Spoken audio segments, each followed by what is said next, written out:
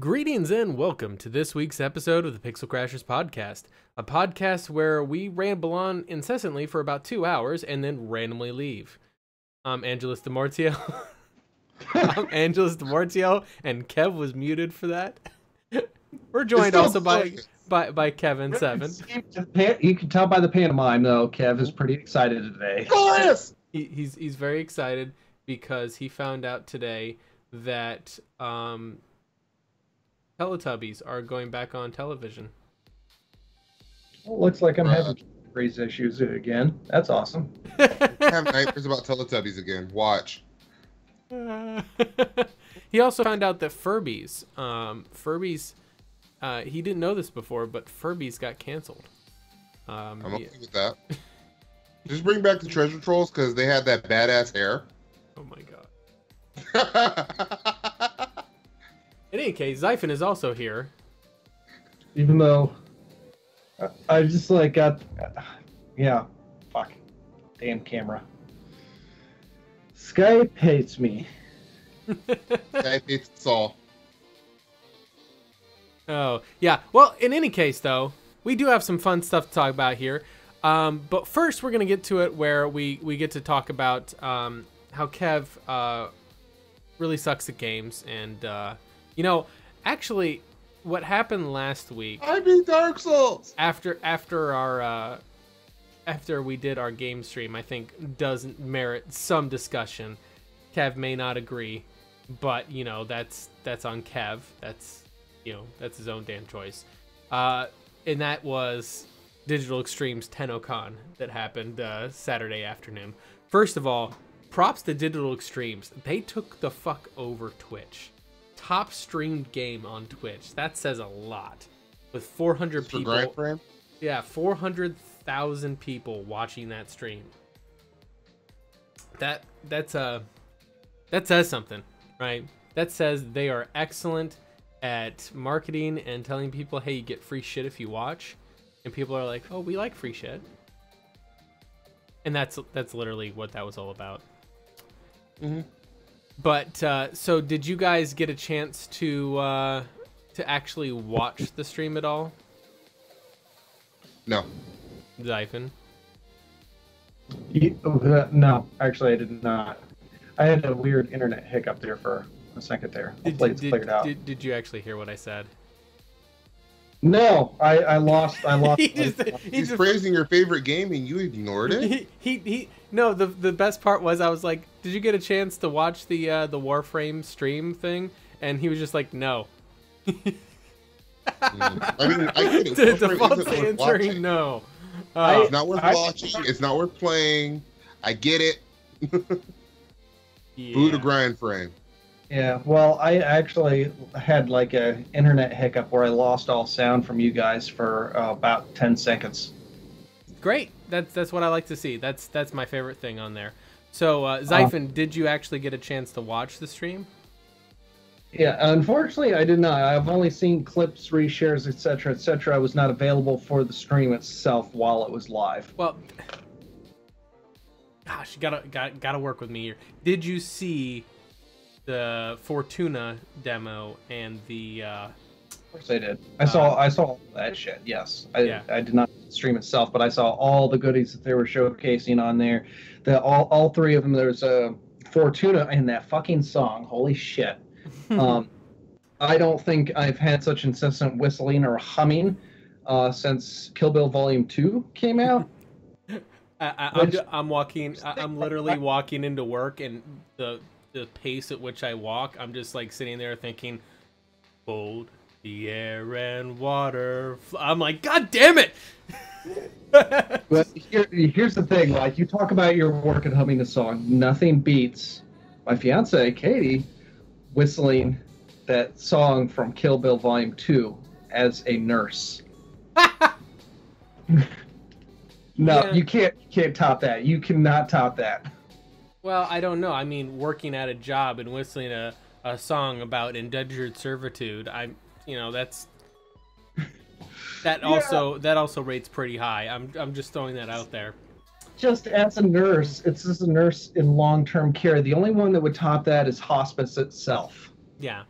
But the other part on there though is that, so Fortuna, first of all, look, it's hilarious. Like, so I've been saying like 2018's like the year of cyberpunk. Like, I'm seeing a whole bunch of cyberpunk shit happening.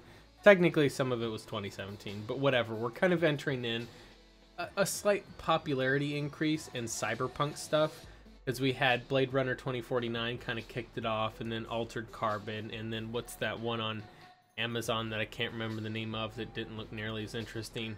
In any case, you had a few different shows, TV, stuff like that came up with cyberpunk. And then Warframe even seems to be getting in on this, because the whole Fortuna thing, I was just the whole time thinking, this is like cyberpunk Warframe, because it's got like the theme song music as you're traveling around has that very 80s kind of retro synth theme going on. Yeah, like I was thinking, like, is Warframe already cyberpunk? No, it's sci-fi, not cyberpunk. Yeah, it's super sci-fi. But the whole idea of, I kind of get it though, because when you really think about it, if you were to summarize the two major enemy factions in that game, you have the Grineer, which I kind of see as being the post-apocalyptic scavenger type, like, theme to them, cloning and all that stuff, and they're really hideous and kind of ugly, like something you'd see in Mad Max, right? Whereas the Corpus, I've always kind of seen them as being like almost like the super futuristic cyberpunk, because they're super oppressive. It's a very dystopian theme that they have going on. So, and then you've got hoverboards. Heavily capitalism focused too, of course. Oh well, no, not capitalism, corporatism. There is a difference. It is not about free market. There is no free market. It's all about the elite few controlling the market. That's corporatism, not capitalism. It's a very commonly misconstrued idea in modern society nowadays, if we're diverging off the path there for a moment. Corporatism and capitalism are not the same thing. A lot of people can't tell the difference, though. It's like, we're not pro corporation, but it's okay to want to make some money. Yeah, like, you want to make you some money. You do you, man. That's why whenever someone does something that's outrageous and everybody's like, "Oh, how dare they do this?" and I'm like, "Listen, man, they're hustling. They're making money." Like, people get mad. It's like, go ahead. It's like, as mad as we can get about, say, and I'm gonna use this for an example. Let's use the crossplay example. Sony. That's corporatism, totally. Yes. They're doing what they can do to keep the PlayStation relevant. Yep. And while I don't agree with this train of thought, I get it. I just think they're being dicks about it. But I understand they're trying to protect their business. Yeah, well, at the same time, you've got like the example I always use is the infamous cleavage streamers on Twitch, right? Titties are saving their job. Well, and the thing is a lot of people get all angry because, they're getting all people watching them, and it's taken away from other streamers. And I'm like, listen, they using what they got. I mean, that they've realized that is a strength that they can manipulate. Go for it, do it. And to quote my Dark Souls brethren, get good, scrub. Yeah, and that's a lot of it, is that, yeah, maybe. And the thing is that a lot of people may click on that thumbnail because they see some cleavage, but then they sit in there and they're like, I don't know about that. This is kind of boring. Yes, I agree. Fuck Sony. Sony hard. I like Sony games. I don't like Sony the corporation. But I feel that way about most corporations. I don't like most corporations. I just like some of their games. Yeah. The other... And then you have Ubisoft, who I just feel overstays their welcome. I say that because I'm playing Assassin's Creed Origins. Love the game, but it's just taking a little too long. I can see that. It's like you get to them. I don't know. It's like I always feel like as I get like toward the last section of the last boss, which is about where I'm at in Origins, like the last section of the game, it's almost like they should have trimmed the fat a little bit. They could have probably cut that section out, or maybe cut a middle section out, and then the game would have been a perfect length for me. And I feel that way about almost every Ubisoft game I play. And actually, I agree with Pinnacle there. Pinnacle Ops is the embodiment of nihilism right now. Oh no! Usually I would say nihilism. fuck Assassin's Creed. I think of the ones I've played, Origins is the best one. Well, Origins, like, they've really overhauled the system in Assassin's Creed. It was a Fuck very them making it every year. conspiracy oriented story. It was a somewhat unique game dynamic at the time. And after hold A through the whole game, walk slowly, keep your head bowed, I started it on the second game like, not more of this shit, I'm done. Right, yep. And that's how most of them work. They actually overhauled the gameplay mechanics in Origins. Well, the thing so is... now the combat mechanics play a little bit more like Dark Souls. And it's for stealth games. I like stealth games. It's just like it was. Oh, they took out most of the stealth. This is more of a straight action game now. Yeah. You can be stealthy, but Origins is a straight action game. The model, from what I've seen gameplay wise, the actual game mechanics feel more now like kind of Shadow of Mordor, which I don't think. I'm still saying it's more closer to Dark Souls than it is Shadow of Mordor. Though I do see the ties to Shadow of Mordor. Yeah. And that's not necessarily a bad thing. It's been an open world. What's this deal? Third person action adventure game with stealth elements. Yep. And there's so many of those damn games out there. But Sony makes most of them. I really enjoy stealth focused games. That's like the thing. Warframe. Warframe's totally stealth focused. No. When I played it, I just ran around my staff, Donatello and everything. No, that was the joke. It's not stealthy at all. Yeah. You can try. It's a open world action adventure shooter with stealth elements. So Far Cry. Like games I'm talking about stealth, like Thief, obviously. Thief is a good one. Splinter Cell. I don't know about the latest Splinter Cells. I'm thinking like back in the day, Splinter Cell. I kind of diverged from that series too. I didn't intend to. It just happened. The Chronicles of Riddick games. What was the ones? Dishonored is stealth-focused games. Mm-hmm. Those games I really enjoy, and I have the patience to go through the games carefully like that. Assassin's Creed started out seeming like a stealth game with some interesting little changes. It wasn't the typical hide in the shadows style stealth game. It was hide in the crowd. Like, oh, this is interesting. This is a little different. I like this. And then after just the dragging, walking slowly forever to get from point A to point B, and I start on the second game in this, and this crappy Italian accent on top of it, you know what, I'm done. I mean, let's be real too.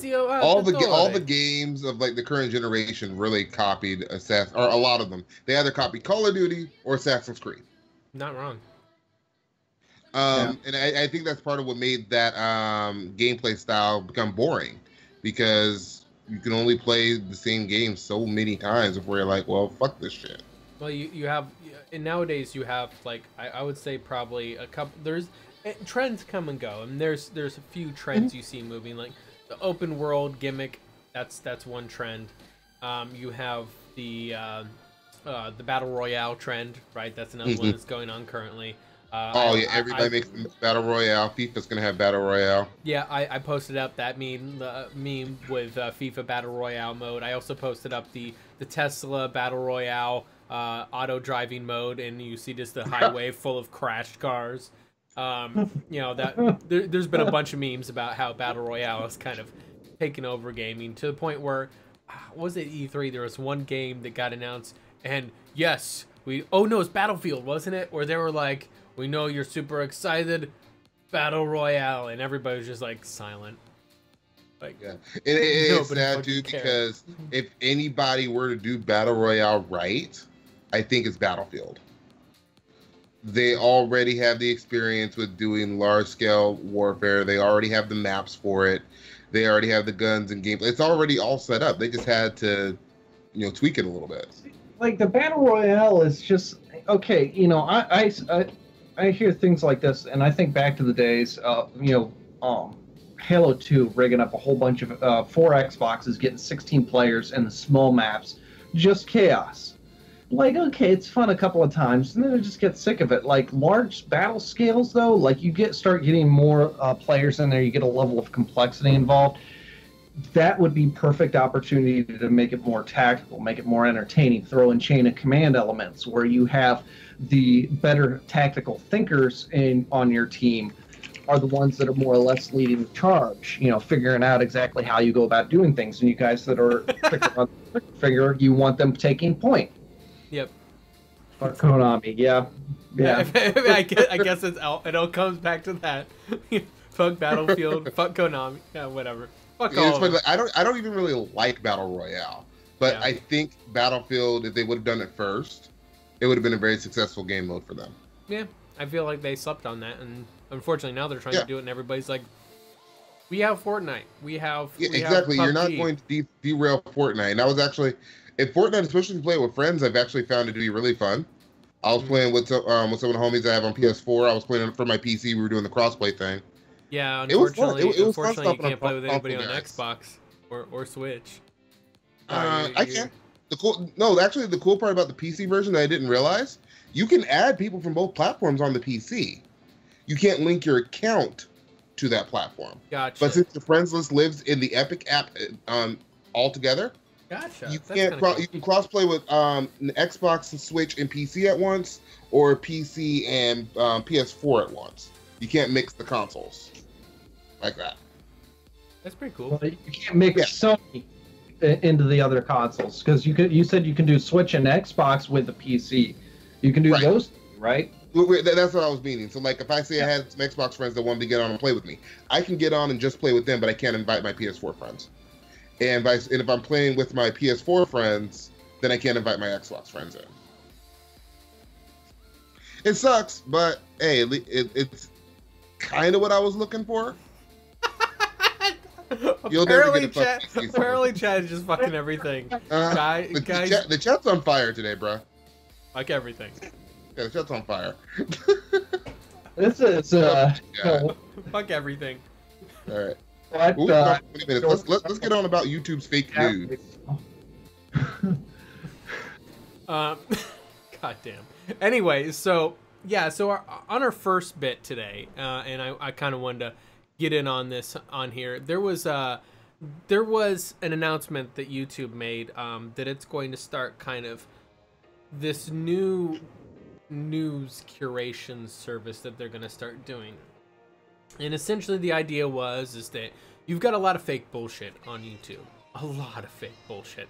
There are channels that are literally dedicated to just debunking other bullshit on YouTube, right? 8 thoughts? Huh? 8 thoughts? That's the first one that comes to mind. There was one, I can't remember the name of it, but there was so Armored Skeptic obviously does a lot of like debunking shit, other stuff, but whatever. Early on, he had a video. There was the theory of everything kind of video, and I don't know the channel that made it, but good God, was this like just so fucking off the reservation, batshit crazy theory of like aliens that came to Atlantis, and you had aliens from Mars that also came to Atlantis, and the other aliens were women, but the ones from Mars were. I was like, this shit is just. When you see the guy with the crazy hair, what's his name? Going Donald aliens. Trump? No, the one guy on History Channel. Aliens. Yeah, this was that kind of level of batshit crazy. In any case, though, so he debunks obviously a lot of the silliness that's in there, and they're like, well, people back in the antiquity or whatever were really large. Why do you think the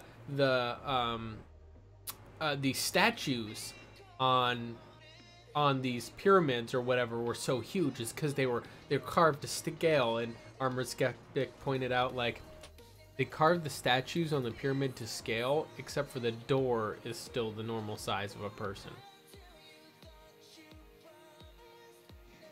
Gotta think sometimes. Anyway, so YouTube, what they're doing is, first of all, a lot of this is focused around breaking news, and they're trying to kind of avoid misinformation about breaking news that's happening right now, and that's a major piece.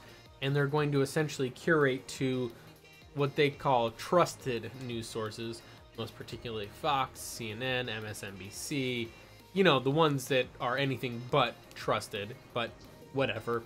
And then a few other YouTube channels that may have some trusted sourcing to them, such as ones like Philip DeFranco or those folks that do news aggregation and are kind of considered to be somewhat trusted and large enough on there.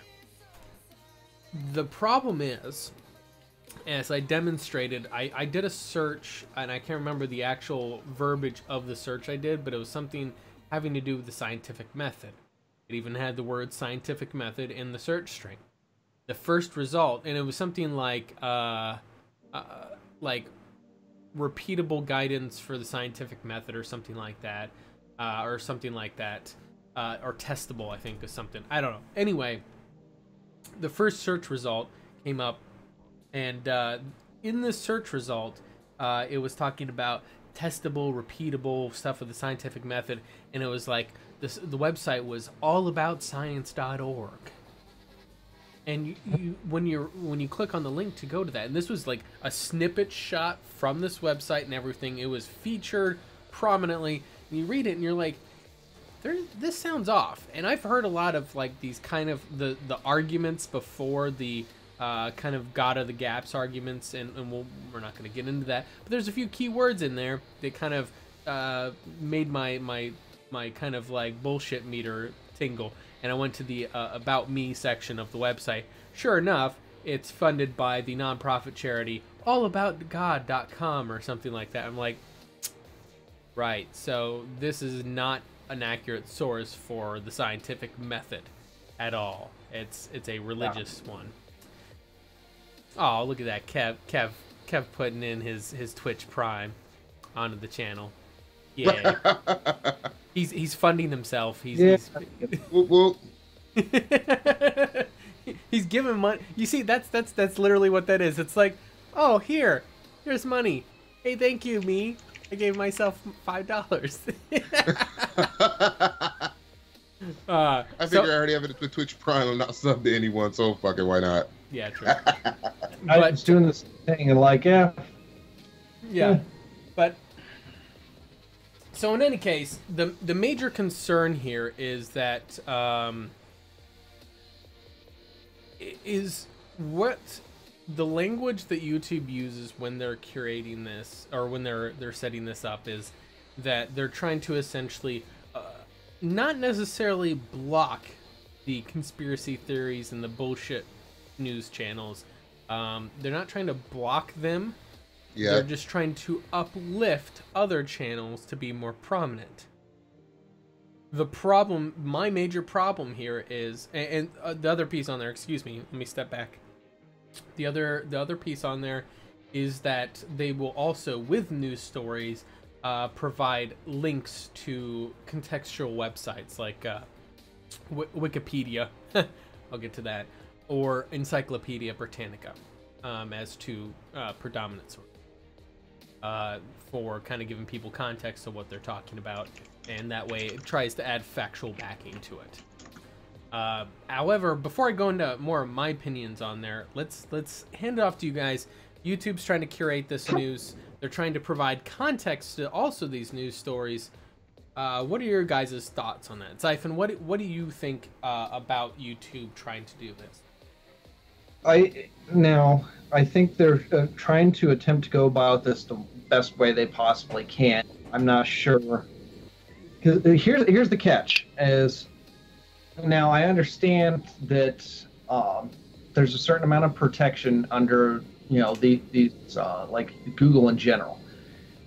They're classified as content providers, not, what's the other term I'm thinking of? The whole net neutrality argument, in reality that, if net neutrality laws were applied and active, they would not technically apply to Google because they're classified as a content provider. But when you're that big, you control that much of the internet and the information that flows through the internet. When do you no longer stop being classified as a content provider? And when you start getting into the point of curating things like this, that is even taking that another step further. And I think they're trying to tread that fine line as to not trying to actively censor anything, but still, trying to make an attempt to make people aware that, yeah, this is probably bullshit. Mm-hmm. This is the best way to do this or not. They have a little bit of favor with me that they're actually making an effort for it instead of just letting the shit hit the fan and fly all over the place wherever it may land. So I don't know. I would like to hope that it's a good thing. I'd like to have some optimism in this. I don't know how well it will stay. What are your thoughts, Kev? I don't trust Google. That's really it. I don't trust Google enough to curate this. Yeah, their intentions are good and well now, but what happens, in a few years when, say, something like the adpocalypse happens again, and now we're having these trusted sources that say something bad about ISRC Corporation, and they start pulling funds again, and Google comes back with, we're going to pull money. Okay, Apocalypse 3.0. It'll happen. So I don't necessarily trust Google for that level of curation. I think it's a noble idea, but at the same time, Google's inconsistent. Google has been proven to be trustworthy to other corporations or whoever's going to put money in their pockets. So that worries me that's where the whole thing that worries me about the situation. I agree with Lapisulia. We knew the fuck Google comment was coming. We all did. We knew it was coming. It was coming. We're just going to change the name. It's not the Pixel Crushers. It's the Fuck Everything podcast. Well, that might get us banned from Twitch unless we put a titty on camera. Yeah, that's true. Not the nipple, though, because the nipple's offensive. But just thrust the titty. Yeah. But I have a meme about that, the Joker one of like, I can chop a man's head off on TV, but heaven forbid I show a nipple. Everybody loses their minds. It's true. But you can decapitate whoever you want to on television. Yeah.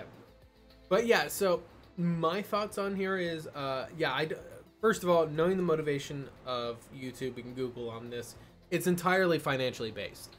They have been struggling to try to instill advertiser trust with multiple kind of controversies of late, because up until now, Google has been very, very hands-off with a lot of the shit they do. They prefer to just let the algorithm do all the work, and that's how they've pretty much ran things. There's been very little human interaction with a lot of shit that's going on YouTube, and I think that's mostly the reason why things have had so many problems. My downside is that what they're suggesting, first of all, they're like, hey, let's just go with the mainstream news sources, MSNBC, CNN, Fox News, whomever. The ones that twist the news in their favor. Yeah, the ones, not just in their favor. It's, they spin the news in multiple different ways. Usually it is in their favor, but profitability-wise. They try to sensationalize news in order to enliven their viewership, and that's part of the problem that I have with news. It's not necessarily that news has some kind of hidden agenda or some shit like that. No, usually they're not even thinking that far ahead. They're thinking of the next fucking financial quarter. Yeah. They could care less about some super secret hidden agenda. Excuse me. Yeah, it's literally that they're just trying to get those numbers up because they're all publicly traded companies.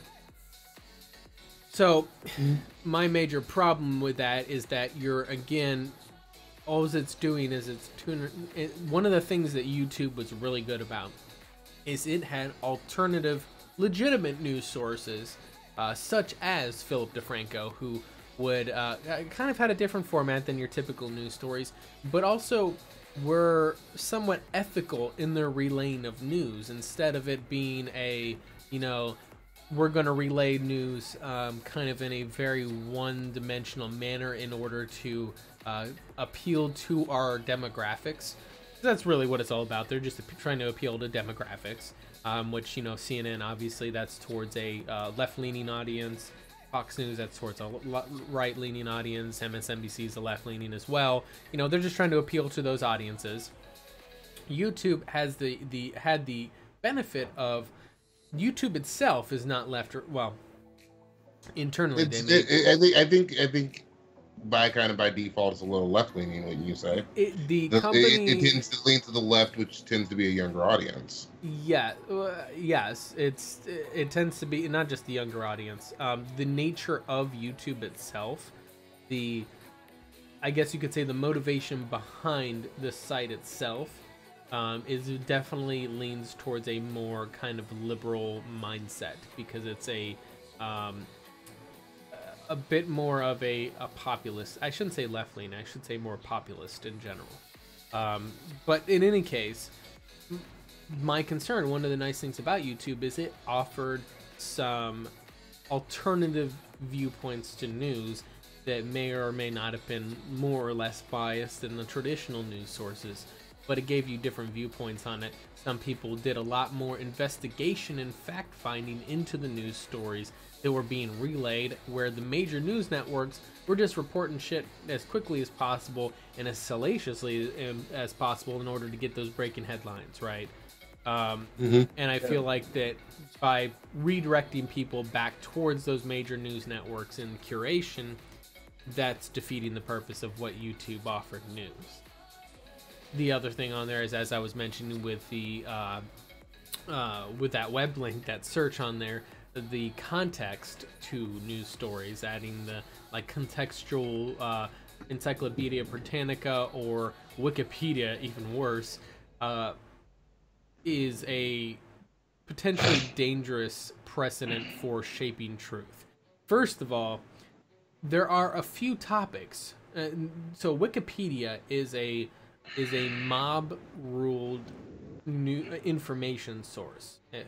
Not mob. What's the right word I'm looking for? It's a pure democratic. It's a rule of the mob source of information, right? So the problem with that is that you have certain topics that the loudest divergence on the internet tend to be. What are you talking about? I was talking to my children. They were at my door. Gotcha. So I muted the mic. Gotcha.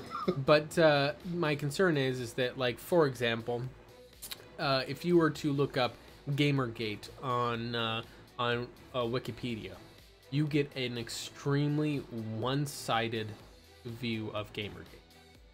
Gamergate is a very complex. They're all misogynistic, hating woman haters. Yeah, Gamergate's a very complex topic. It's not a one side it's all good or one side it's all bad. It's got a lot of nuance to it, and unfortunately, if you look it up on Wikipedia, you get a completely one-sided that they're all misogynist, racist, homophobes, blah blah blah. It was entirely a campaign designed to harass women.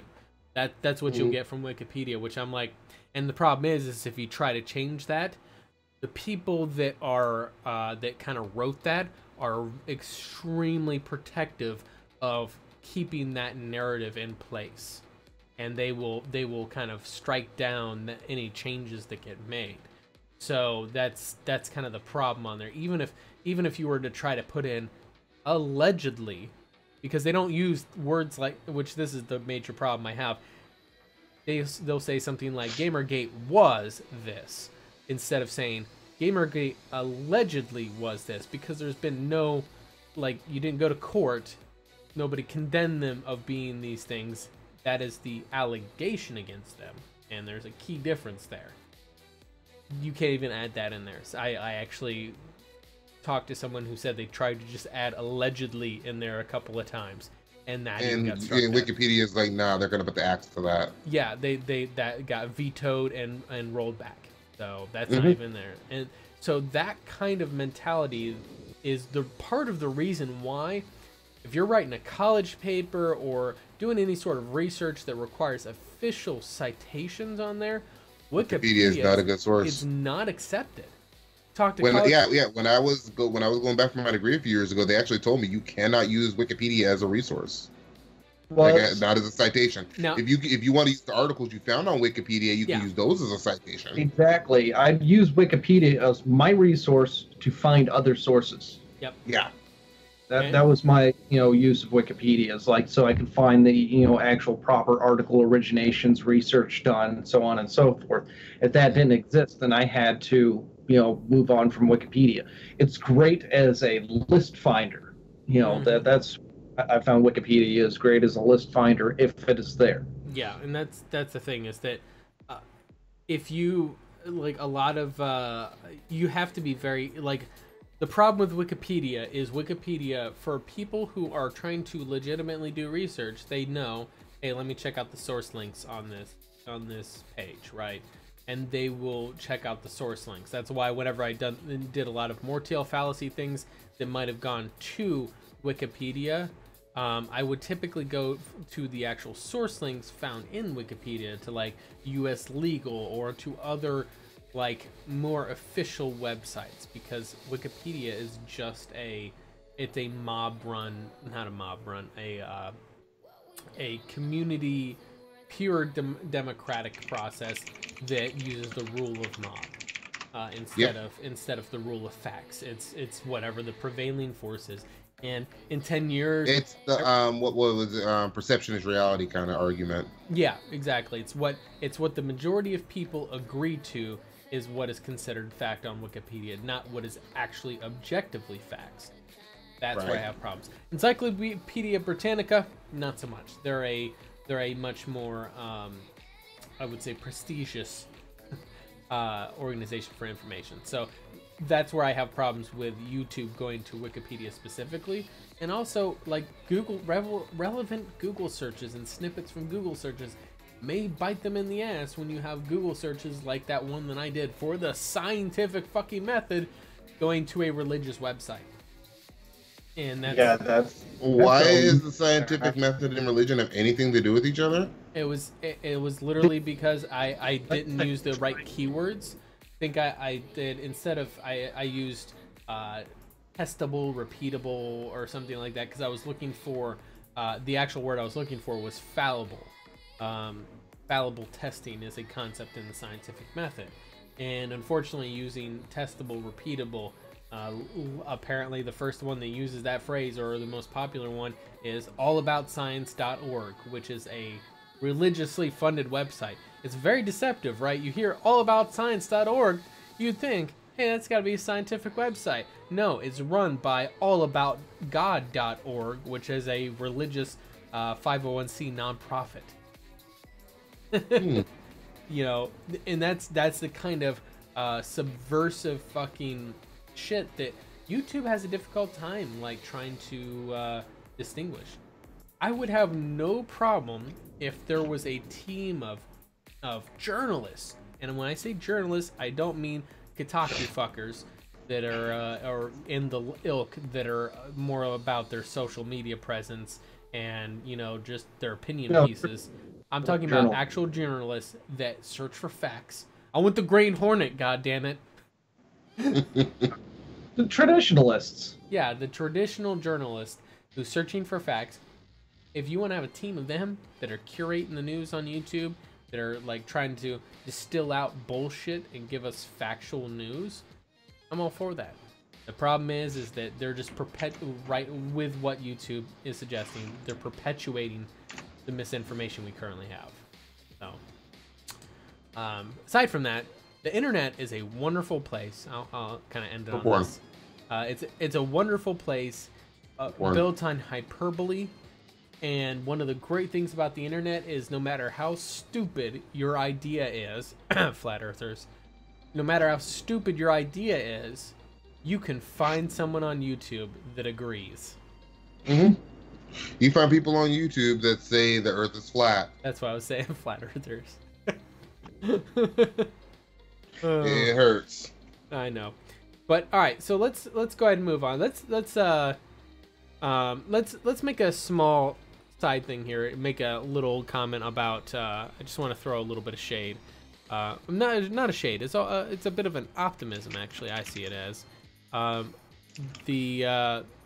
A design lead for Baldur's Gate, James Olin, actually left BioWare this past week. Boom, boom, boom, boom. Another one bites the dust. Yeah. Boom. Well, the thing is that like you could choose to throw shade on BioWare for it because someone left, and that's fine. The way I look at it, and this is the position I've kind of put myself in on here. What I'm more focused on is there's so much good talent at BioWare, or at least was, that's slowly dwindling.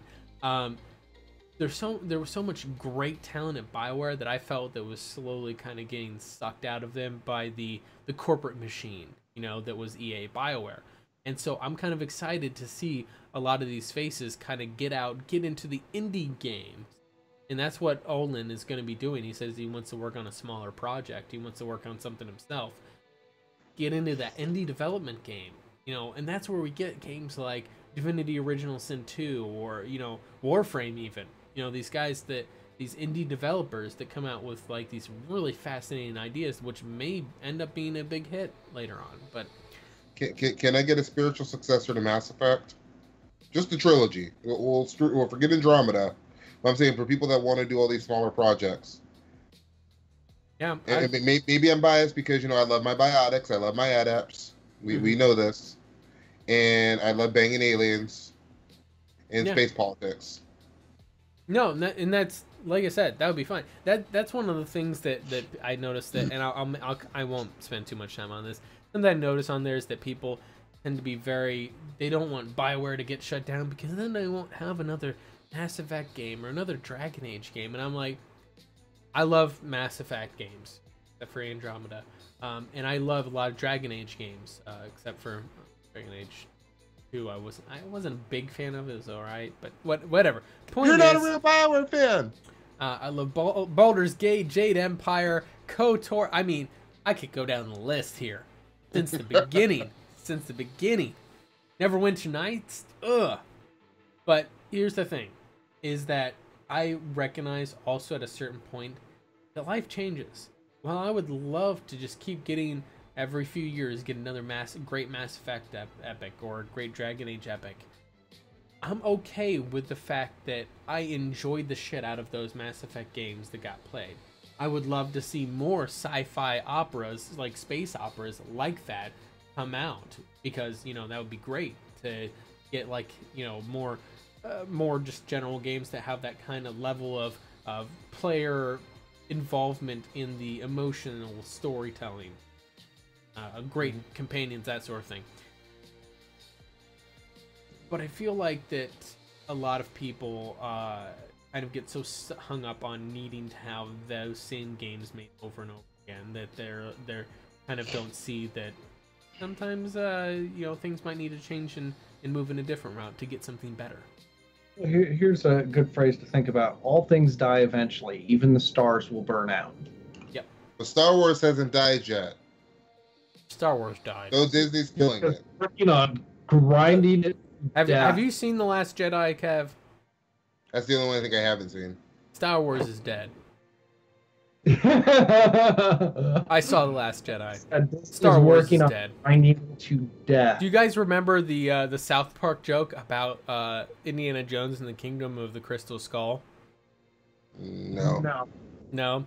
Where essentially it was the whole episode of South Park where they were more or less saying that Steven Spielberg and George Lucas raped Indiana Jones, and they kept having these scenes where it was a scene from Indiana Jones, and then you just see Steven Spielberg and George Lucas appear on screen, and some really creepy music would start happening, and then they would push him over a pool table or something, and then it would cut away, and everybody in the crowd just like horrified, because they were essentially saying that Crystal Skull just raped Indiana Jones. It was just trying to profit off of that IP and not really living up to the genre or the franchise. That was The Last Jedi. The Last Jedi just, it fucked so much shit up. And it was, as a standalone movie, not being super invested in the Star Wars universe, it was okay. It was an okay movie. I felt that way about all of the Disney Star Wars movies. Mm-hmm. Well, yeah. I mean, I actually liked Rogue One because Rogue One was a nice, like, there was never any need to continue that story. So you kind of, I guess people feel that they don't need to hold back as much, right? Right. See, and I'm also one of those weirdos that like the second trilogy. Mm-hmm. I actually kind of preferred it. The prequels? So, yeah, the prequels. Yeah. Yeah, I love the Anakin story. I actually kind of I prefer it. I actually most like people said the Anakin ones are terrible. See, the thing is episode 1 isn't that great.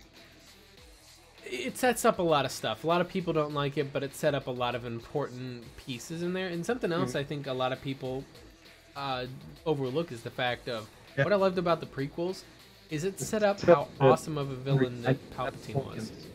Yeah, it really did. Do what now, Xaiphen? I said it set up the mitochondria. I mean, medical. Oh God! They quickly just brushed that under the rug. There was never another mention of that. It's like, that's okay, guys. Laser swords. They're laser swords. So anyway, I mean, that's Star Wars though. They don't explain the laser swords. They never explain the Force. It's just there. It's like the air. We don't know why the air. Well, we know why the air is there. So. Yeah, but no, that's why I always call it a space fantasy. It's not sci-fi.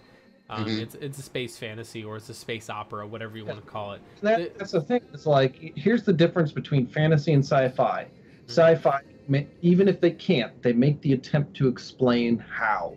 Yeah. Right. Whereas Star Trek is sci-fi, and it's a better explanation of sci-fi. No, magic. It's magic, whatever. It's fucking magic. That's fantasy. Yeah. Whenever you look at like, if you want sci-fi, that's The Expanse. That's fucking as hard sci-fi as you can get. The realism, the amount of research and time they tried to make that shit realistic is fucking amazing.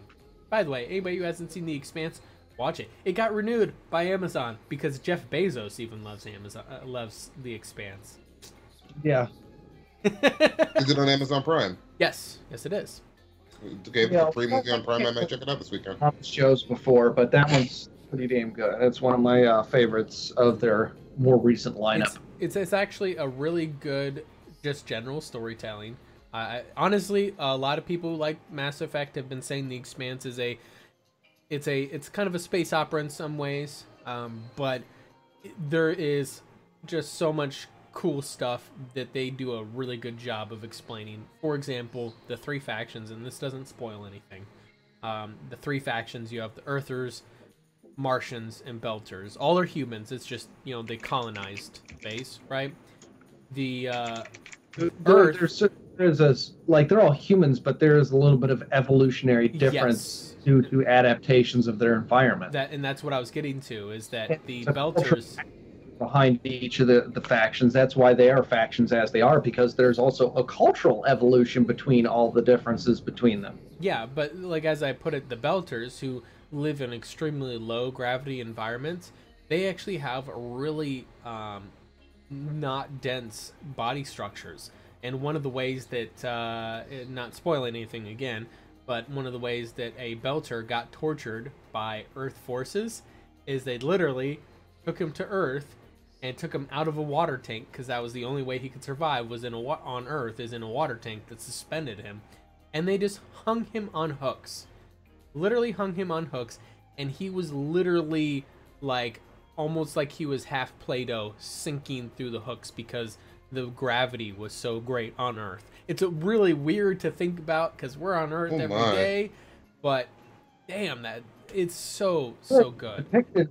On one of the Martian people on Earth, just like instant nauseous, and the brightness of the sunlight and all that stuff that they pointed out, that was just like things you don't think about. Like if we were actually become a spacefaring people, that we'd, you know, people who spend so much time away from the planet that we know, and the only thing that we know, that they'd have to readapt to it, or not be able to outright.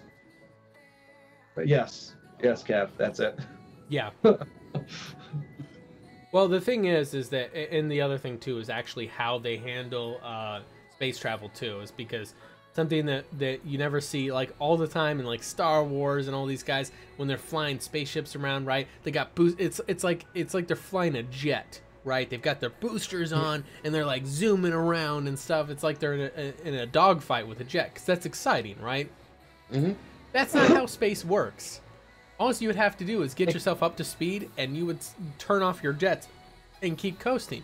If you want to turn, you have to either have boosters on the front of your ship, or you have to actually turn the ship with like little tiny boosters and then fire your main rockets to turn.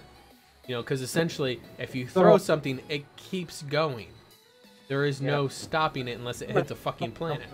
Right, because there's no gravity. Babylon 5, maybe, where they were, you know, getting into combat. Somebody was, you know, it was kind of a dogfight style, but they did not play it like jets chasing each other around. The person who was ahead of the other one just hit the, you know, there was nose boosters, and they hit those, did a 180 flip. They were still traveling in the same direction at speed. They just flipped themselves and returned fire. Yeah, and then the other part of that too, the thing that, you know, Star Trek addressed in the sense that they dodged it with a cheat, is inertia. If you're traveling at you know 1G of forward momentum and you turn, you feel 1G of forward momentum as you keep going in that same direction, even though you're now going a different direction. It's like you're in a car, you're going around a curve, you feel yourself pulled to the side. Imagine that magnified when you try to make a 5G turn. Well, you know, that's something to think about, though, is that their faster than light travel in Star Trek is applying normal speed to reduce mass. Oh, so no, I'm not just talking about that. I'm talking about their general travel. Well, no, here's the thing, though, is to be able to cope with that. Mm-hmm. To be able to cope with that, you would have to compensate with inertia to be able to just not disintegrate. I know, but I'm talking about their inertial dampeners apply it for any travel they do. I know, but if you can handle that kind of forces like that, then everything else becomes, you know, marginal. I remember, but yeah, in any case, though, the level of description behind how it works is, you know, not enough. But of course, you know, they're not going to be able to. Yeah, but in any case, The Expanse, great fucking sci-fi show. That's how you do sci-fi, because they try for being futuristic and having a lot of unrealistic shit, you know, because it's in the future and stuff that we haven't done yet. It's very much fiction, but they try to keep it as grounded as they possibly can. It's one of the best hard sci-fis you've ever seen. And the storytelling is fucking great. Jesus Christ. I was like, when I found out it was canceled, I was like, oh, fuck this show. God damn it. You know, like, this show was fantastic, and they're like, nope. Anyway, moving on. Sidetracked. I just wanted to kind of just say I'm happy that somebody is able to get out and kind of do their own thing for once. It's just, to me, a lot better. In any case, let's hop on some esports news. Esports! To kind of, as further legitimizing esports, ESPN might actually be covering Overwatch League, which is a huge fucking move. Because previously I think it was pretty much handled on Twitch, right? It was pretty much the source of it. But the viewership numbers are so strong on there that they're like, you know, I think we can do with this on ESPN. Now, what's going to be interesting, I remember there were a couple anchors on ESPN that actually said that they would leave ESPN a few years ago if esports ever became a thing. Let's see if they'll actually do it. See if they've got the balls. Mm-hmm. So, and like I said, I still don't like the idea of esports being called esports. And I'm gonna preface that by saying that I love competitive gaming, and that's more or less what I think this is, competitive gaming. I don't see this as a traditional sport, but I love this move all the same. Mm-hmm. So, what are your do you think that this? Why, in this context, ESPN is a sports network. They handle pretty much all sports. So what are your thoughts? Professional chess and pool, which are sports. Those are sports. I don't know if I call chess a sport. I'd say it's a competitive game. I mean, if you're playing on a professional competitive level, I would call it a sport. Right. I'm saying I see video games and chess kind of in that same light. That's my personal opinion. And that's not to take away from the competitive, because I do think competitive gaming does have its place. Mm-hmm. I do think it's a good fit for ESPN. I just think we need. What do you say? Everything is a sport. Exactly. Professional shitting is going to become a sport if we go that far. Everything. I don't think everything that's competitive is should be necessarily clarified as a sport. But I do think that ESPN. I think if we broaden the horizon of what ESPN is and say, hey, we're just going to, instead of calling it everything sports, everything competitive games. Now that's where we get into sports, football, basketball, hockey. All they're still games. We just need to have ESPN 8, the Ocho. Yes, we do. Nobody makes me bleed my own blood. Sorry. Dodgeball single-handedly changed my viewpoint of ESPN. I can no longer take them seriously. They have competitive dodgeball? It's just like the Helsinki. No. That was the movie Dodgeball. We know how that went down. Yeah, like the Helsinki episode of 1916. I think we all remember how that ended. No, so you're gonna have to forfeit. Well, that's a bold move. I wonder how that's gonna work out for them. So, let's see if I can get this damn autofocus to fix itself. While I'm trying to figure out my autofocus, Kev, why is it? Why do you think that? Why do you think that they should be called competitive games as opposed to broadening? Because currently, you are correct. The definition of sport belies a certain amount of physical activity. And that's where I'm at. Why do you think that we should expand... my 400-pound ass can't be a professional athlete. Okay, my question is, athlete is not the same thing as a sport. And my question is, why can't we expand our definition of sport as opposed to having to expand our terminology to include new words? I don't see anything necessarily wrong with that if that becomes a thing. Again, I think that's what people want to eventually become a thing. Mm-hmm. I'm just saying that's just my personal viewpoint as it stands right now. I see. I'm like, it doesn't have to be a sport to be good. Yeah. And I don't think that competitive games are bad. I don't see like it the same as football or basketball or soccer. I don't see them in the same light, me personally, because of the level of physical activity involved.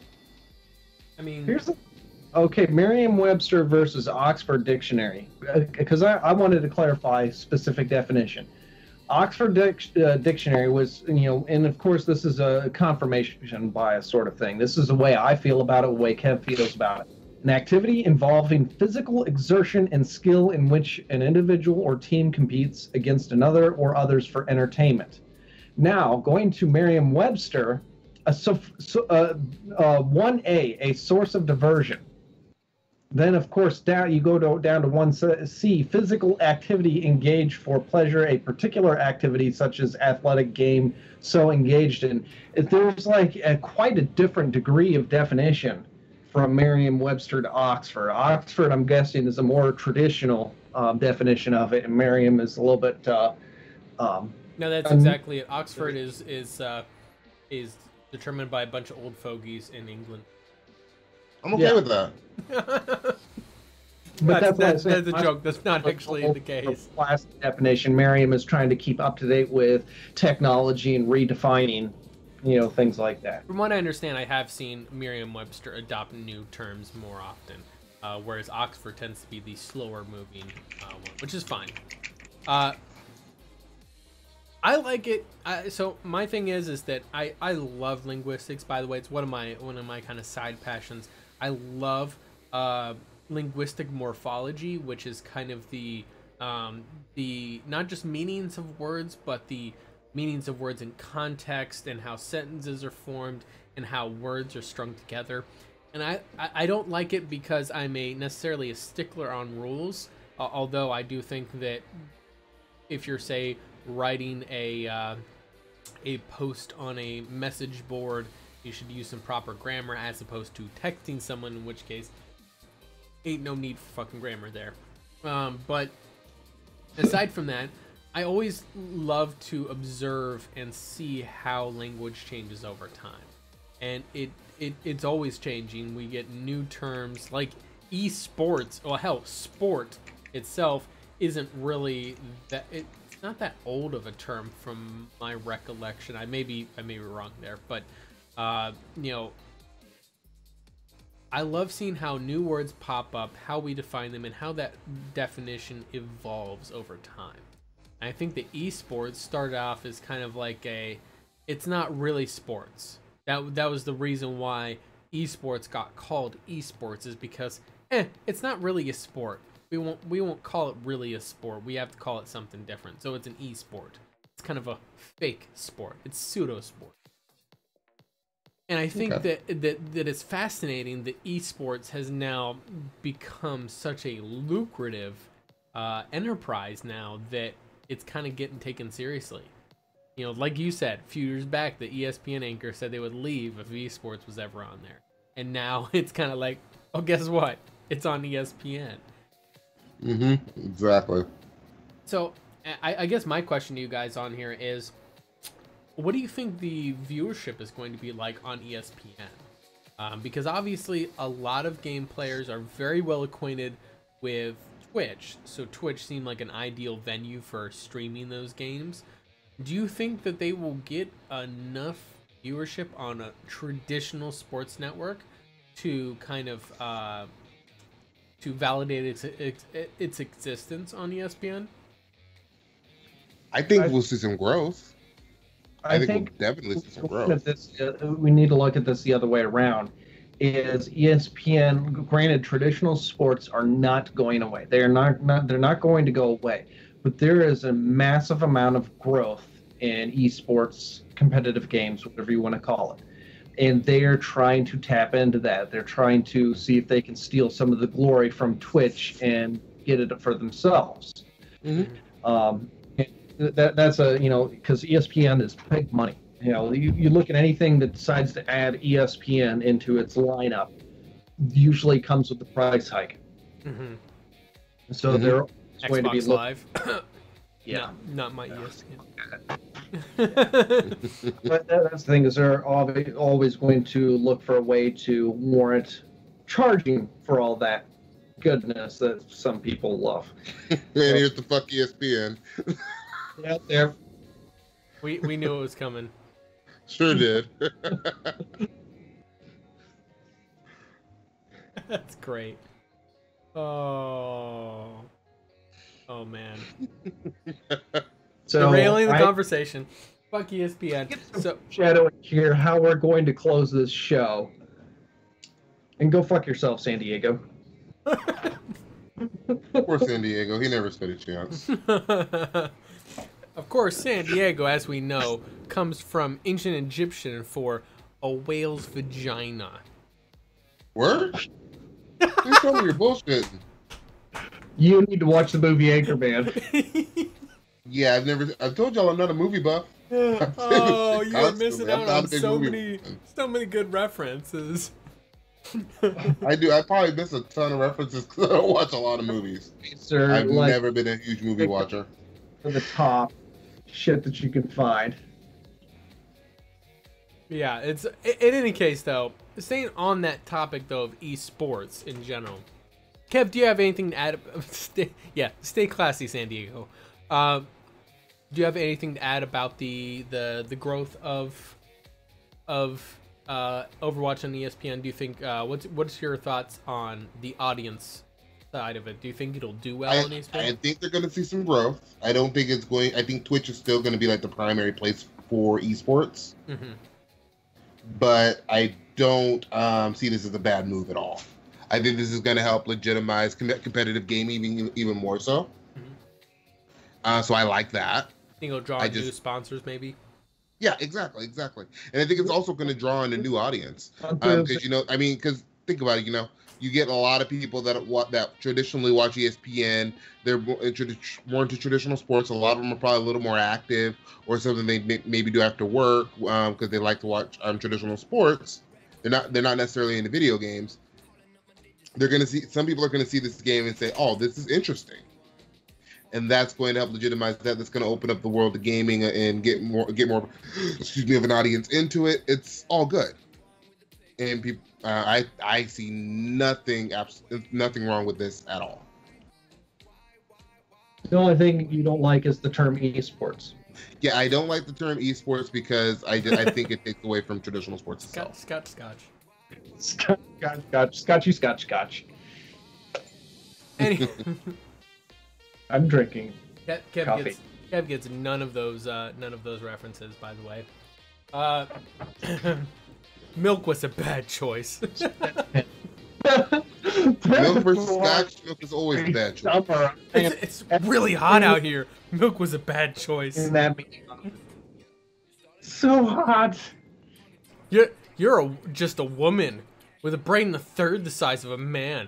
Science.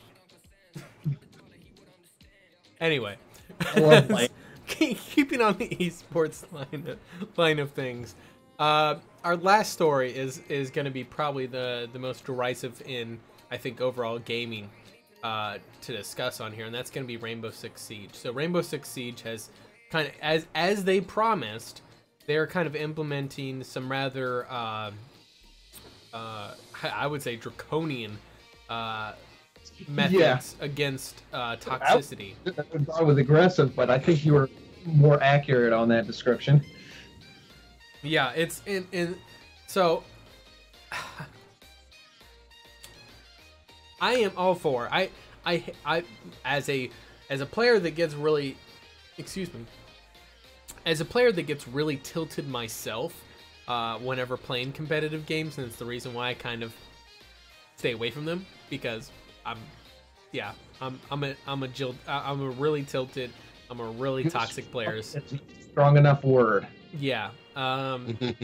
Yeah, I get really angry. But at that same time, there's a couple of problems that are being posed in here. So essentially what's happening is that Rainbow Six Siege is pretty much auto-banning anybody that uses what it appears to be right now is just slurs. So racial or gender orientation, whatever. And I'm imagining probably some other derogatory words are instantly bannable. Like, you will automatically get banned. First offense for 27 minutes. Kicker, it's not just for matchmaking, it's also even from terrorist hunt or custom matches. You are literally, the game is inaccessible to you for half an hour. I don't know why 27 minutes. It seems like an odd number. I don't know. In any case, so, and that's, I don't know if that's in voice chat. I've only seen people mentioning it in text chat. So I'm not sure if they can detect the voice chat or not. But in any case, seeing that's what I read on the article, that was text chat issues. I don't think it's applying to voice chat yet, but it doesn't mean it's going to stop where it's at. Yeah, because now what's going to stop somebody from getting on the mic and calling you a nigga? You know what I mean? That is exactly, well, the thing is that people even, like, someone, and just to avoid getting myself crucified on here, I will be cautious. I'll say it all you need. I can say the word all you need. Yeah, exactly. That's true. There was someone in the comment section of that very article was talking about how, like, they had a great guy with this random, and he said you know, like, y'all my, you know, N-word. Y'all my niggas. Yeah, as a friendly, like, y'all cool with me. Yeah. He got banned for 27 my people minutes. and shit. Yeah, fuck you. Yeah, there we go. Yeah. Yeah. So we're just getting it out of the way. But so here's the thing is that you know, the problem is that it's an automated system. That's what the major problem I see is it's an automated system that is just detecting list words, no context.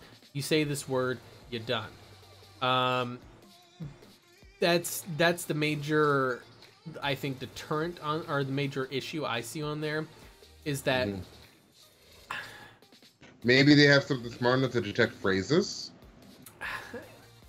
My other thing on here too is, why does it always have to be a ban, right? Well, first of all, it annoys me that they call it a ban. It's not a ban; it's a suspension.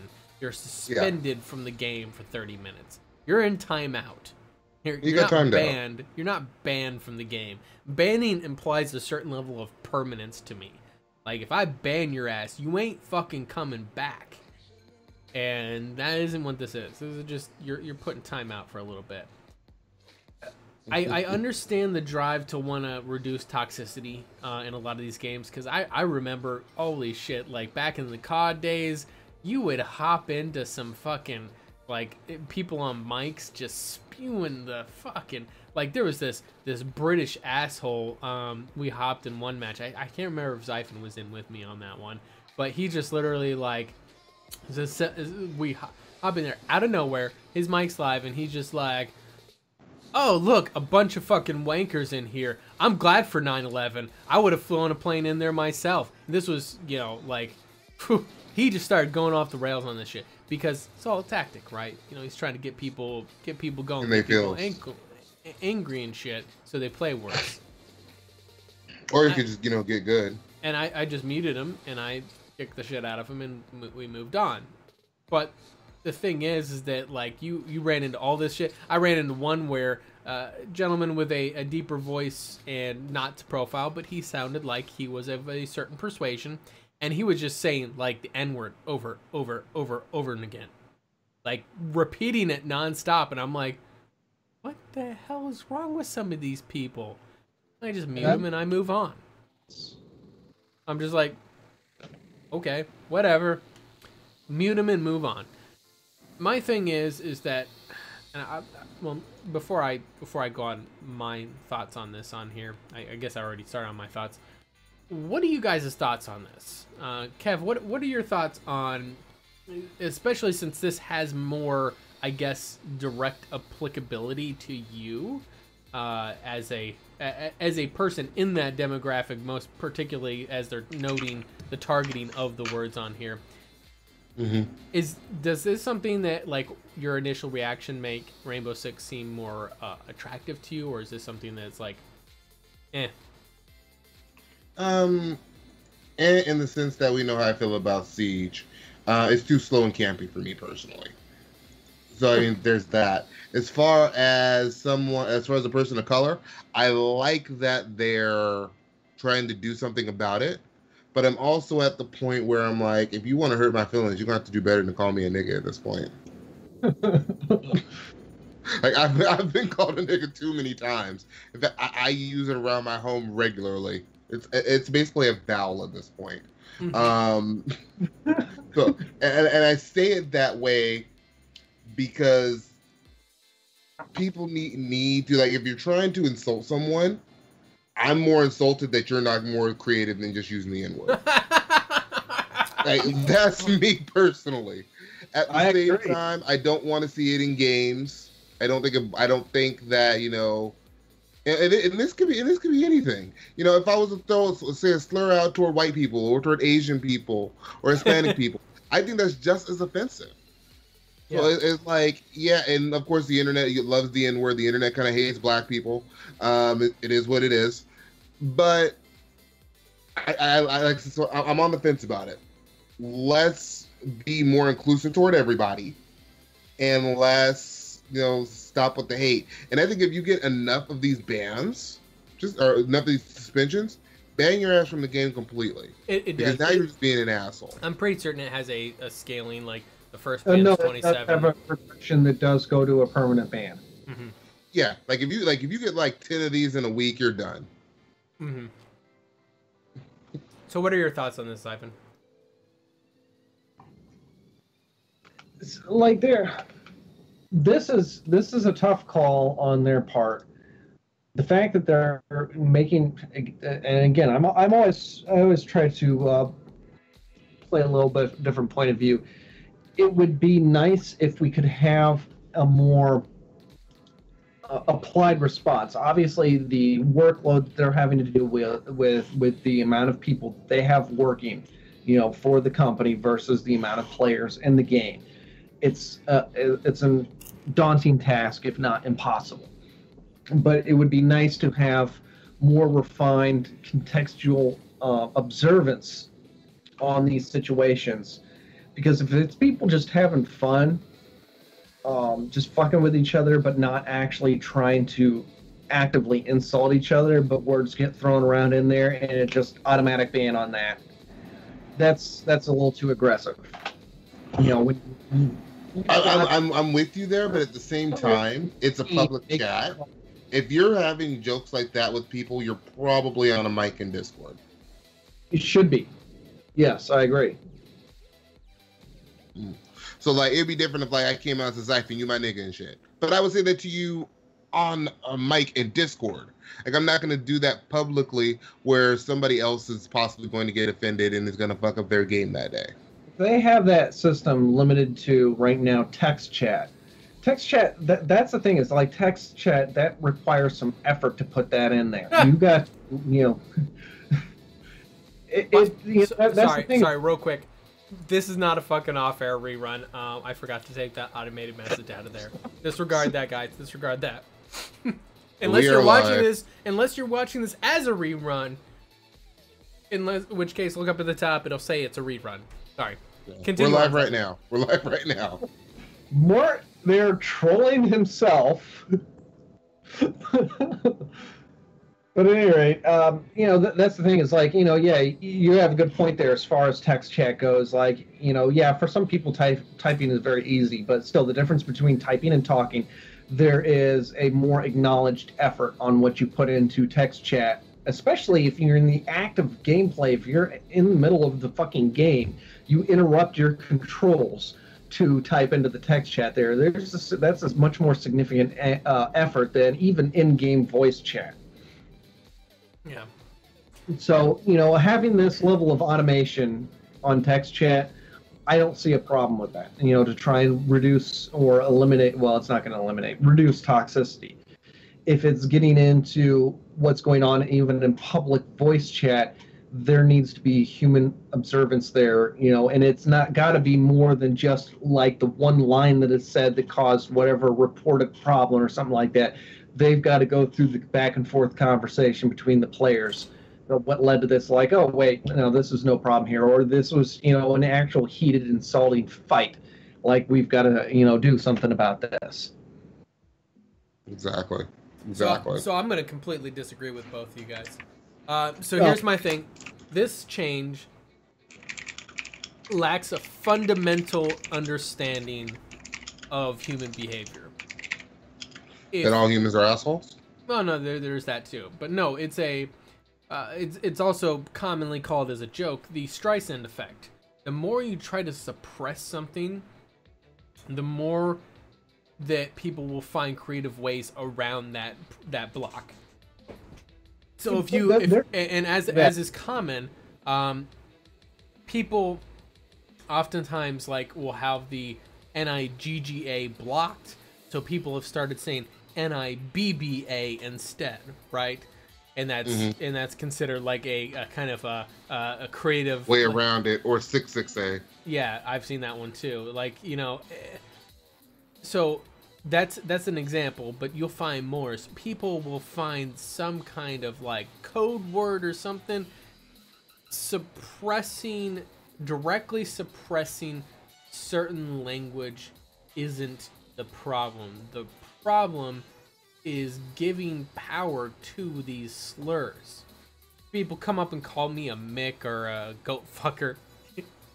Hey, you goat fucker. No, like a Mick or you know, like potato farm or something like that. I literally laugh about it. And the thing is that's why people don't really use racial slurs at Irish people anymore, because Irish people are notoriously good at wearing insult as armor. That is historically something that, like, you try to make a joke about us, we turn around and make that joke into a point of pride so that we wear it as armor.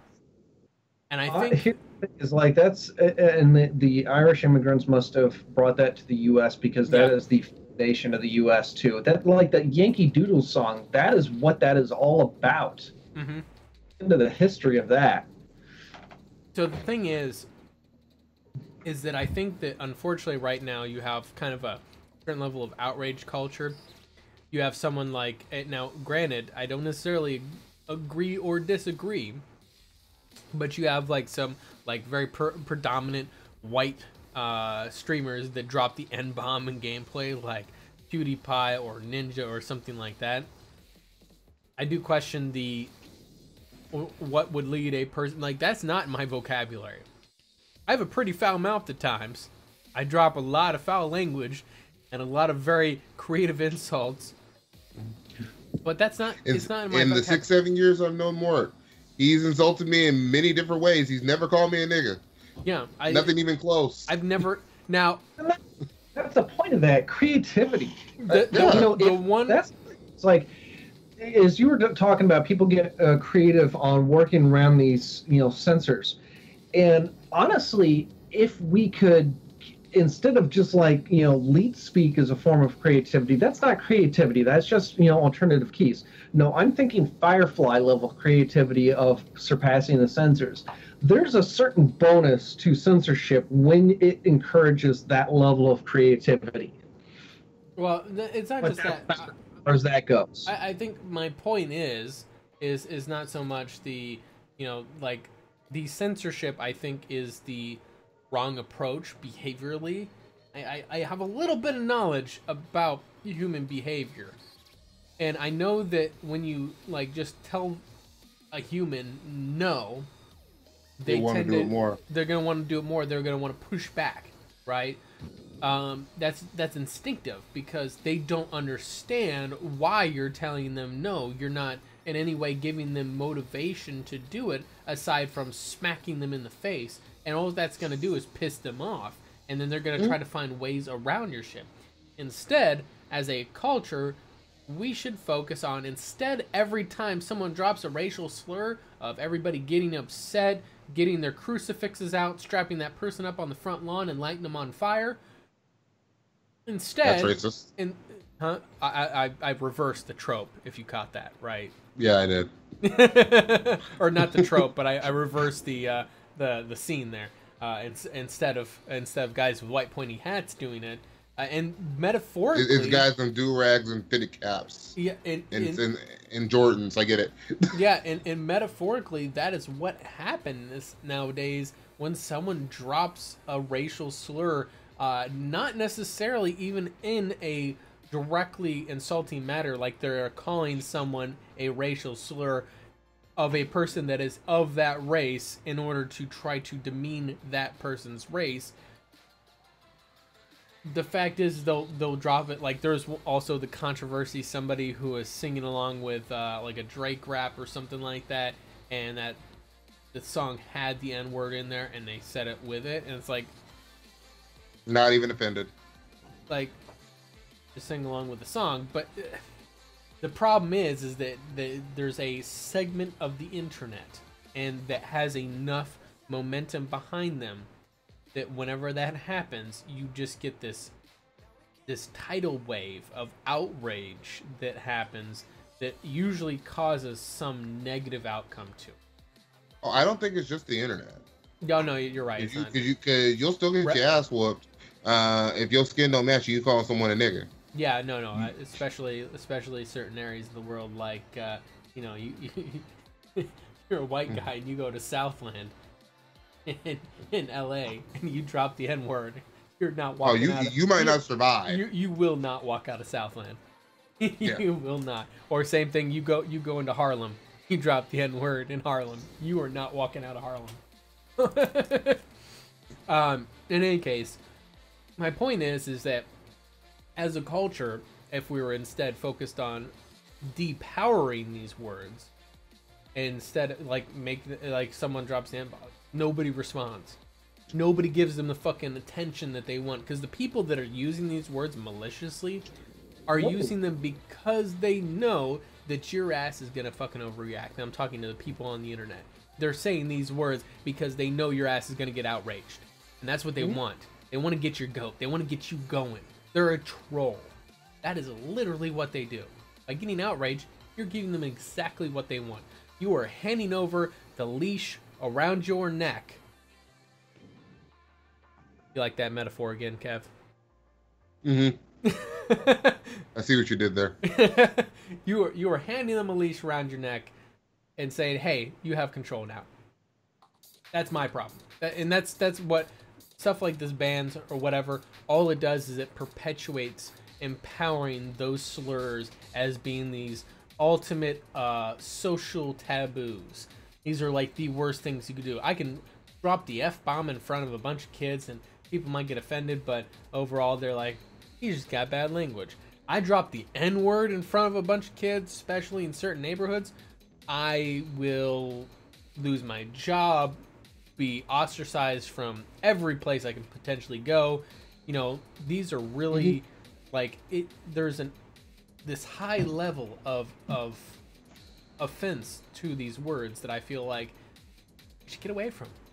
I think part of the I don't know. I feel like that there's a wider discussion to be had that I think falls way the fuck outside our podcast scope here. Great. I could go on about how I feel like racism is a systemic ever-ending circle of people who are racist and then people who want to remind everybody else that racism was a thing, constantly working themselves up into a frenzy, and that's the reason why racism won't go away. You know, but whatever. I have a very weird opinion on it. So by the way, guys, if you guys haven't heard, there's this happy sports game called soccer that happened today, and I would just like to give a quick shout out to Belgium. Belgium, you're great. I'm so happy that you kicked the living shit out of England. They earned it. This is all I have to say on that one. And then there's also stuff about, you know, that guy from NASA that created a PS4 and Xbox One controller mod and stuff. Yeah, that monstrosity that Xaiphen posted. It's ridiculous. The point of that article is just pure ridiculousness. Like, oh, this awesome mod. He just put a fucking electric weed eater mower on the floor. That's all he did. Like, oh, NASA engineer. Like, I'm going to put a bigger motor on it. So I think the big story that we should have talked about over that is the Calling 2. It's more powerful. The Calling 2, like it released a couple days ago and already it's dead. It died faster than Lawbreakers. It died faster than that Resident Evil multiplayer game. The Resident Evil multiplayer game that came out, I think it was like in 2015, 2016, where it came out. It had like for like the first 2 weeks, it had like 20 to 30 people playing it. This game had 250 people playing it at the very beginning, and by the end of the night, it had 2 people. Like, this is probably the biggest flop in gaming history. I mean, and I was talking to one of the bigger named Xbox news guys on YouTube. Apparently, he's saying it's not doing much better on Xbox. He was playing it, and he found a lobby. I think he said of like 30 people. And this was as of last night, so this game flopped terribly. So great though. Yeah, it is. After the way they shit on the community after the first one, less than a year, and it barely came out of early access. We dropped support to make a sequel. Pay us anyway. You deserved it. moral of the story there is consumers remember shit. The next Mass Effect game that launches, I guarantee you, your pre-order numbers are going to be so much fucking lower than Andromeda's. Guarantee it. Because consumers fucking remember that shit. Well, I'm pretty sure that the pre-order numbers for 3 or for Andromeda were even lower than 3. I don't know the numbers, but remember everybody who was pissed off about the ending of 3 and the ending of the trilogy. They said, "Oh, I'm never buying another BioWare game." A lot of y'all bought Andromeda. Y'all didn't pre-order it. It was bought for me for Christmas, and I kind of feel bad about that at a certain level. I got it with my tax return. Yeah. Yeah, a lot of stuff with tax returns. I live in one of those households where we blow the tax return. In fact, that's when I do most of my PC upgrades. I blow it on home renovation stuff. Oh, that's good too. I knew somebody who she just paid her like yearly mortgage with her tax return, so she would just pay like a year of her mortgage and forget about it. That shit's legit. I'm not gonna lie. That's smart as hell. Yeah, it is. So let's go ahead and roll this into final thoughts, since obviously that last one just kind of that shit got heavy quick, man. Yeah, it did. Wait, this is a heavy episode. This is a very political and heavy episode. Yeah. It's just the stories that were out. I can't help it. Yeah, no shit. I found the stories this time, people. It's all Kev. You see what Kev's doing? He's finding those deep stories, that have real meaning and impact to them. Whereas I find all these like lighthearted, like, haha, this is funny. We all agree on this. Everybody subscribe! Xaiphen, final thoughts? Well, Cold, the air and water flowing. Just thinking.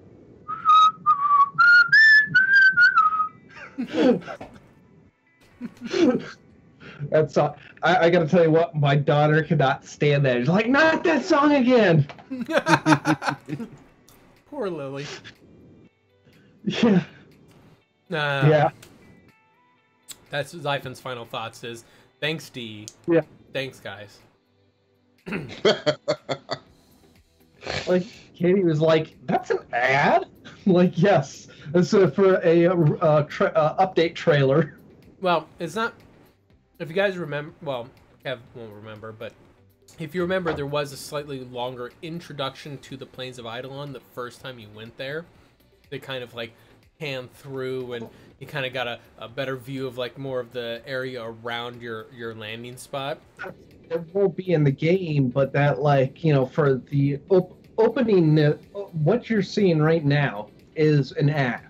Yeah. It is effectively at this moment. It's an ad. Mm-hmm. The fact of, like, whenever that just, like, panned up and it said Fortuna and then the character dropped in, the crowd fucking lost their goddamn mind. Yeah, because everybody knew exactly what it was. They were like, this is the next open world. And holy shit. And better and so I'll roll this into my final thoughts as well.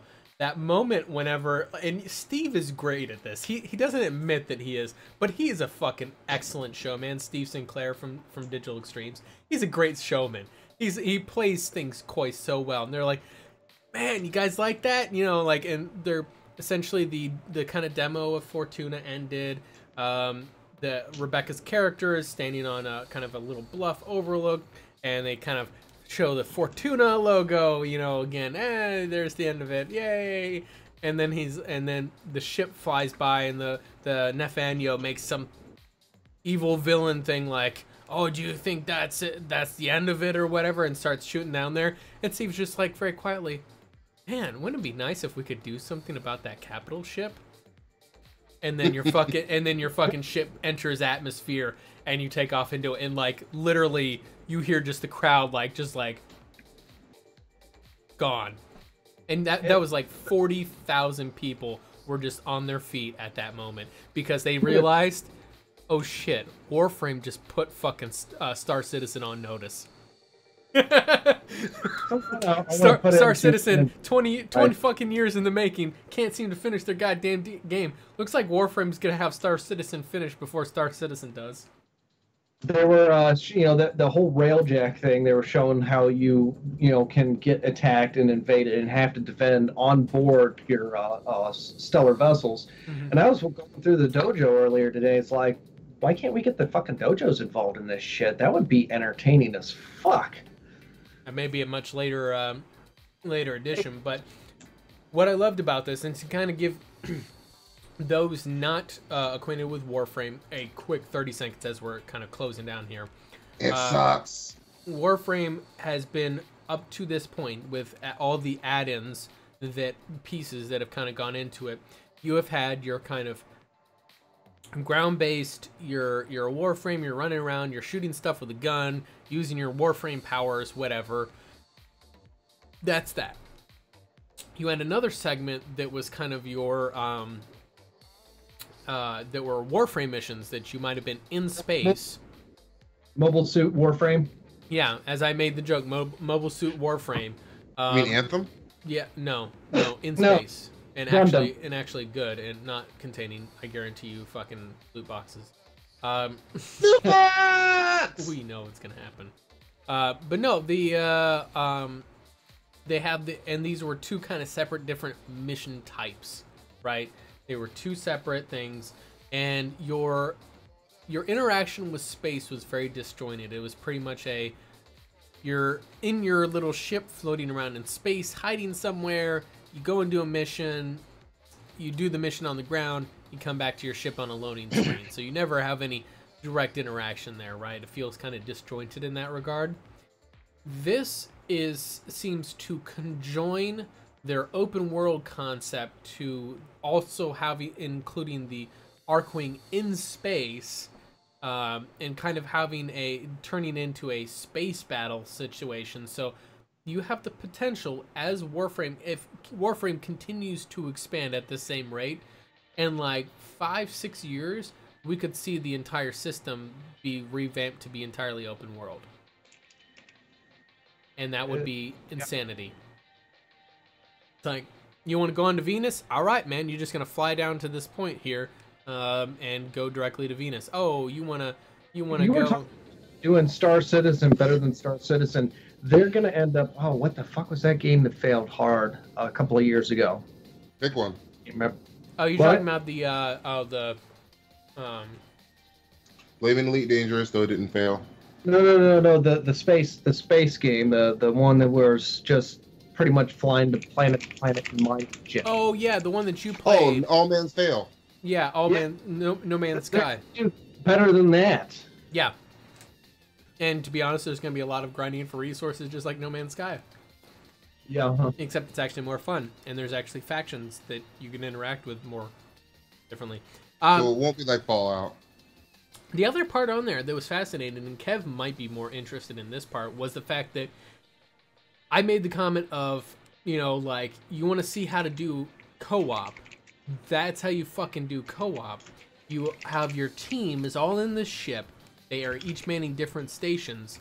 And then at one point, one of the team members gets out of the ship, flies with their Archwing to the capital ship.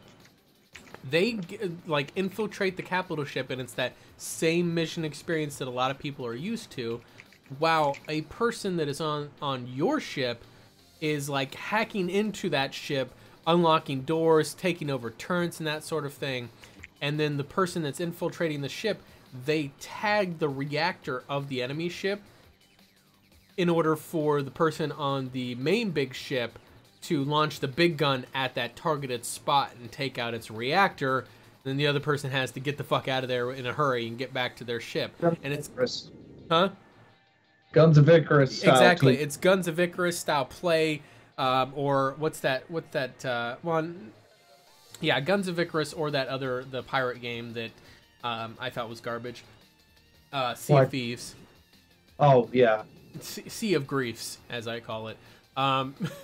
But no, like, it's a level of co-op that actually requires people to have independent but jointly cooperative tasks, which is something I think is amazing for a co-op game because, like, for co-op games mostly that you play now, you have 4 people or up to 4 people or whatever that are all just blasting the shit out of everything, and, you know, usually one person's a little bit more powerful and they're killing stuff a little faster, like me, and Kev is usually trying to keep up, and I steal all his kills, you know, that sort of thing. That delusion, though? But this is actually a thing where each member of the team can feel like they have a purpose. You have one person that's kind of hacking into the other ship and kind of making sure the infiltrator person has all their shit handled. You have one person piloting your ship. The 4th person is manning some guns and shooting down enemy fighters or rocks around. Yeah. Sounds more or less like I'd be doing. Teabagging people, shooting them down. Xaiphen trying to talk shit on there. Like, the great thing about Warframe is Xaiphen can talk a bunch of trash, but the great thing about Warframe is once you get the Sancti Tigris, everything's kind of downhill from there. I mean, yeah, you can min-max a little bit and get yourself the Tigris Prime, but the Tigris Prime doesn't have that radial corrosive procs, so that's... Here's the thing, though, is like once you get to a certain point of anything in that game, here's a steamroller. Min-maxing becomes worthless. Like, yeah, you can have like a min-max build here, just in case you want to try to do something hard. But for the most part, at that point, then you get into fashion frame if you haven't already. It's like, all right, how can I decorate this guy? Sounds like Destiny. Destiny wishes it could be like. No, it's about as far as fashion frame. Oh yeah, no, that's what I'm saying. You just use grind for prettier looking armor that does the same thing. No, you don't grind for it. The nice thing about the armor is that you still grind for it, yes, but indirectly. You grind for other parts and shit that you don't need, and you sell those to other people, and then you use that sales to buy yourself premium shit. Warframe Warframe armor lotto confirmed? No, there's none of that. It's actually direct sales. Yeah, they have this thing called ethics. I know, weird. For now. No wonder why they're failing as a business and their numbers keep dwindling. It's because they don't have enough loot boxes. I mean, EA totally had that locked down and figured out. Like, that's why Battlefield 2 was a resounding success. They shot themselves in the foot when they saw something, players treating some kind of random draw effect they have in there as if it were a loot box. Like, all right, this is gambling. They actually straight up removed something out of the game because they saw people gambling with it. And they're like, nope, that's gone. Yeah, that's how Digital Extremes rolls their ship. Anyway, Kev, just throw this out there, man. We can get down on some more Warframe. I know you want to play it, you just don't have people to play it with. We got some people. Next time, Kev fails at Warframe. Yeah, next week we watched Rage quits Warframe. Why don't we play Diablo? You can all grind a season in Diablo. I have Diablo 2. I have Diablo 2. I don't know if I have never streamed Diablo 2. I know there's an audience for Diablo 2. I haven't played Diablo 2 in years. I don't even know if the multiplayer still works. It does. Does it? I believe it does. I believe they patched it to make sure that it keeps working. Okay. Maybe we'll look at that. If not, we also have Vermintide 2, which is loads of fun. We have Vermintide 2. We would play Rainbow 6. I also like Diablo 3. I know a lot of people don't like Diablo 3. We could play Rainbow 6, but Kev can't talk to us as he normally would because he'll get banned. Rats. Actually, no. You know who would get banned from Rainbow Six in a heartbeat? Batosai. Yes. Rats. Batosai would be banned permanently in like 2 days because he would get unbanned. He'd walk in the chat. He would be like, "What's this N-word stuff?" And he's walking, "Sup, niggas? Oh God, I got banned." Yeah, like you. Anyway, let's go ahead and get things closed down here, folks. Fun times. We'll be back next week Saturday, 10 a.m. Pacific, for a game stream, possibly playing. If we can do enough convincing, maybe get Kev in on some Warframe, get him some cooler shit so that he has more fun playing it. One of these. Yeah, good luck with that. Y'all would probably have to start over from the beginning, because that's where I'm at. I don't think I've gotten through like what they call the initial tutorial. Why not? Like I'm like on the first. It bored me. Like I was on there on like the second or third level and planning and shit. And I'm like, yeah. Now we going back to Destiny. My Warframe hasn't even started it. Yeah, he's played 5 minutes of Warframe. He's like, I'm bored. My Steam account says I have 20 hours, sir. 20 hours is quaint. Well, you have to consider how many times I put it down and picked it back up too. How quaint. 20 hours. Because like when they completely overhauled it back in like a couple years ago. I tried it in 2014, then I tried it again in 2016. I think then I tried it the last time like a year ago. I think I'm currently at around 1400. But Xaiphen, what's your count at? Like 20. Where does it show this at? I gotta find it. It's 17 years. Yeah, he's played. Xaiphen has literally played for a decade in hours. Game hasn't even been out for a decade, but that's the one Xaiphen's been playing. I'm not gonna lie. There's like what? There's. Are any? Xaiphen was playing it while they were doing concept art. I'm not actually original founder. I didn't start on it until 2014. The game came out in 2013, I believe. Yeah, I tried it at first in 2014, but that's because I didn't build my rig until 2014. 166 hours on record. 3,100. How many? 3,166. He has played for a continuous 4 months. And I know that doesn't. I don't know. 3,100 hours divided by 30 days is 4 months. It's somewhere around there. I obviously that doesn't sound like it's a lot, but let's It's not like it's a lot. 3,000 hours in any game is a lot. That's a little over 4 months.